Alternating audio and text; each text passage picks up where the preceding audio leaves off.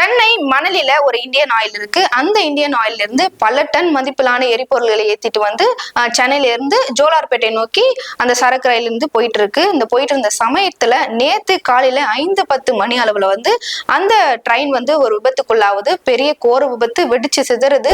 என்னன்னு பார்த்தா அது உள்ள இருக்கிறது ஃபுல்லா வந்து டீசல்களும் பெட்ரோல்களும். 52 பெட்டி வந்து அங்க இருக்கு. 52 வேகன்கள்னு சொல்லலாம். அந்த 52 வேகன்கள்ல 45 வேகன்கள்ல வெறும் டீசலும் 5 வேகங்கள்ல பெட்ரோலும் இருக்குது. இந்த சரக்கு ரயில் திருவள்ளூரை தாண்டி 1 கிலோமீட்டர் போயிட்டு இருந்த சமயத்துல அந்த சுற்று வட்டார பகுதியில இருக்க மக்களுக்கு காலையில ஒரு பெரிய சத்தம் கேக்குது. என்னன்னு வெளியே வந்து பார்க்கும்போது வானத்துக்கு எட்டுற அளவுக்கு பெரிய நெருப்பும் புகையும் அந்த திருவள்ளூரே ஃபுல்லா மூடுது.